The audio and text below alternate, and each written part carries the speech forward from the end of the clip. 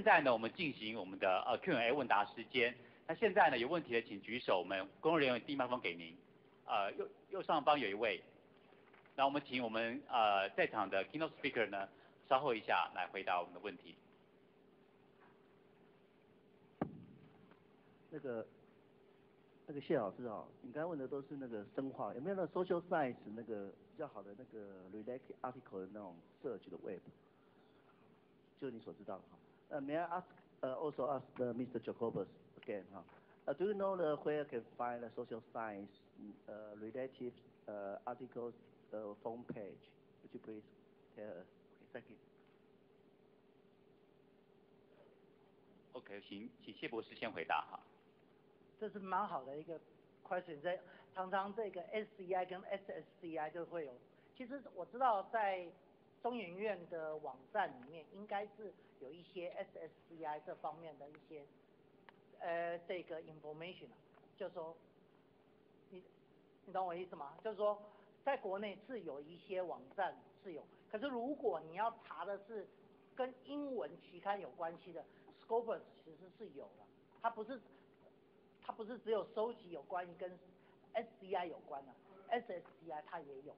不相信的话，你可以下一次有机会的话，可以进去把你的名字打进去看看。也许我想你大概老师是学这个 social science 的，所以你可以把你的名字打进去。如果有英文的，就是英文的话，应该会在 Scopus 会出现的。对不起，我要麦克风，我没有办法听到。刚才讲的是中央研究院是，除了那个你刚才讲的除了那个 SDLL 以外，其他有没有其他 web 可以像你刚才这样可以深化，你可以找到它是在进行的。social science， 你刚才讲都是 science 啊，中央研究院，那你刚才讲中央研究院是吗？中央研究院，对，中央研究院以及有关于 GRC 啊，好，像这些政府的这个研究的东西啊，甚至其实国科会也有这样子的网站，我是没有时间介绍，你也可以找到国科会，你进国科会的网站，在左下边这边有一个所谓的 database search， 你也可以进去，而且它有申请的金额都在那上面，你都可以看得到。Just for the social science journals on Elsevier, probably the easiest way is just if you go to sciencedirect.com and then browse to the left, it will say subject area. Then you can go to social sciences and it has a number of subdivisions. That's the easiest way, I would say. 好，那我们接受下一个问题啊，还没有在场的学者、研究人员有问题想举手发问的，来，我们哪一位请手再举一次 ？OK， 好。I have a question to Mr. Jacob. The first one is how to know the rejection rate of journals, and the second is this is a hot topic about the quality of the reviewer. I want to ask if you got the reviewer's response, and obviously it's not from the qualified reviewer. Sometimes it's just like a PhD student their article, and to that how to politely respond this kind of issue. Thank you.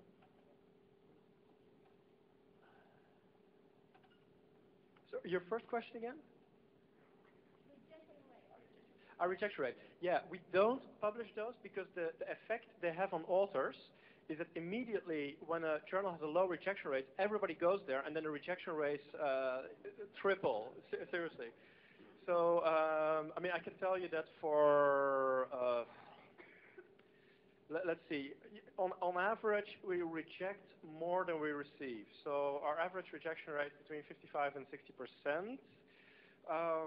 Some journals have very high rejection rates, and there are a couple that have only like 25% rejection rate. We don't really give out those figures. Unqualified reviewers, that's something, yeah, obviously we try to avoid, but sometimes it happens.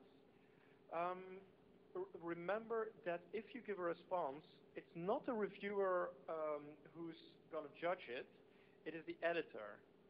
And if you say that, one thing is that you have to be specific. I mean, you probably have like a feeling why this is the case, but you don't know. You must give examples of what exactly proves to you that this reviewer is not qualified. And it may mean that they make a very clear mistake. You could point that out. So you address it to the editor. So you don't address to the reviewer, you address to the editor. I respectfully believe that this reviewer is not qualified to judge my work. That's the way to go about it. OK， 那我们再接受2位的这观众来提问题。来，这位教授，来。Mr. Jacob, I have a question.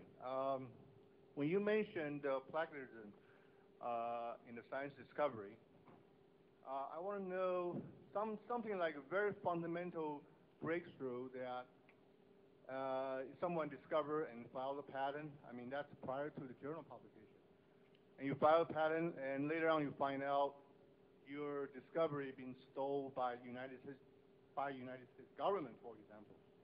The United States government sponsor that the government agency to steal your work or your idea. And the people who stole your idea published more than 20 journal papers, right? So now, who is original author? Obviously, if your patent filing before them, for example, 5 years ahead of time, it's very easy to prove now. It's on a paper, black and white, can prove that you are ahead of them 5 years of time. So how do you fight with this kind of political system like this? It's there are different kinds of theft of ideas. Right. The most difficult one is if you do the invention but you don't publish it, then there's nothing you can do. The other thing is you file a patent. No, I will go into the different kinds. So let's say in the case that you actually have published, and later on you see that other people claim that they have done the first discovery. As long as you've published it, you can prove it, because the way science works is actually one of the key functions is to allow scientists to make a claim on a certain event or information. That actually, it has been like that for 300 years. Now the problem is that scientists do this all the time, and they actually know that they were not the first, but they are in a conference, they like to be the big guy and make a lot of friends, and then they will just say during a talk, and by the way, while I invented this and that. It is very frustrating. As long as they don't put it in writing, it's difficult, but yeah, the thing you can do is build your own social network. I've witnessed at conferences that Americans like to talk. They're good talkers, and so sometimes they present it so naturally that, yeah, it seems believable. The Dutch are pretty blunt, so I've seen in conferences that a Dutchman takes the microphone and it's actually, you're lying, that was my invention. You know, they just say that, and I'm recommending neither, by the way. But ultimately, the judgment is, as far as scientific publishing goes, if you've published it first, you are the owner.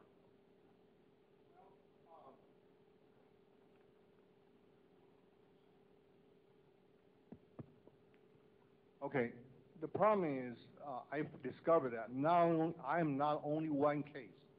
I have another 2 friends and 2 classmates. Yep. They encounter the same problem too. Yep.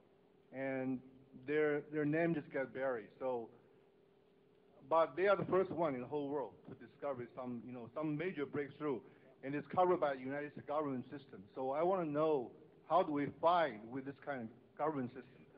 There are ethical committees in various fields of science that you can contact. Actually, let me give you a quick tip. There is an organization in the UK called COPE, C-O-P-E.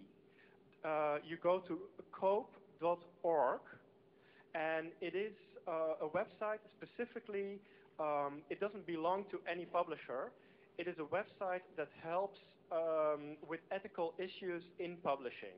If it goes beyond publishing, then I wouldn't know. That's beyond my expertise. But COPE might have some tips for you. That's the most I can say to you at this moment. We don't have jurisdiction over the United States government, I'm afraid. 我稍微comment 一下这个刚刚这位教授提的一个问题，这是常常会发生的，就是说你有人先像我们化学结构，就是说有人先申请了专利，那后来有人就去发表 paper， 那其实专利跟 paper 这两个是两条路，专利是怎么防止别人不用你的东西 ，OK， 然后呢 paper 是你在 scientific merit。所以当我跟我们的律师在讨论的时候，我可以告诉你，我们现在律师都说，我有化学结构出来以后，我都不会放所谓的生物的资料。一旦你放在专利里面，你就容易被人家 challenge。OK， 他说只要我跟审查官讨论的时候，我才把我的资料给审查官看。所以呢，专利从这一个点上，大家就可以了解，专利跟论文是两回事。OK， 专利你有可能很早发表，可是你没有经过 review， 我也不知道你的 data 是什么。OK， 没有人能够证明你的 data 是真是假 ，until 大家去法院见面的时候，就把 notebook 拿出来看，那是另外一回事。可是科学文章有点不一样，它很多的部分它要很仔细来审查的东西，所以我只能跟你讲说，现在因为专利太多，大家在 challenge。所以专利在撰写的时候，尤其我们写化学结构的时候，虽然我们在 claim anti-cancer， 可是我基本上，也许我有300个 compound， 我只写一个 compound， 证明我有做这个 biological 的 data， 可是我不会 release 所有的 data， 而且我们最喜欢说我的 compound 的 potency 是 between 0.1 nanomolar to 100 micromolar， 这够，因为我只要证明它有活性就可以了。所以专利的精神是防止别人用。那 paper 的发表是具有所谓科学 significant 的意义，所以这两个有时候有点不一样的部分。好，那我们再 take 最后一个问题好不好？还没有在场的研究人员有问题的，最后一个问题有没有？请举手。来，我们请那位小姐回答。I have a question for Mr. Jacobs. My question is, what do editors expect after they reject papers? Like I'm facing a dilemma, like my paper is rejected. Should I rewrite again or send it to another journal for a try? Does that concern ethical issues or something? I'm a little confused. Once you're, okay, maybe I didn't get everything of your question, but after rejection, the paper belongs 100% to you, plus it hasn't been published. So by definition, that means that you can still do anything that you want with it. So the ethical problems arise when something has already been published. But if the editor says, I reject it, you are free to resubmit or go to any other journal or rewrite it or whatever. It's your text, really. But I'm concerning the original editor. Will they be pissed and then probably talk to editors of another journal and then I'll be totally, Yeah. No. Again, there is no stigma on rejection simply because it happens to most authors. So editors would consider it natural that you go to another journal. That's not considered negative at all. Like in my presentation, one editor even said, I prefer it when an author comes to me with a resubmission that they simply say, I've been rejected, but I think I've changed a few things and I really believe that in your journal I have a better fit. They don't mind that. So I wouldn't really worry about that. Okay, thank you. By the way, editors do talk to each other of all journals, but it's about things like authors who really misbehave, then that can be a problem. 那今天呢，非常谢谢大家呢，不远千里来到中央大学，代表 Elsevier 公司呢，谢谢大家的出席。那也谢谢这一次中央大学的研发处呢，让这次盛会也圆满成功落幕。那希望有缘呢，跟下次大家呢再次见面。谢谢大家的出席，再见。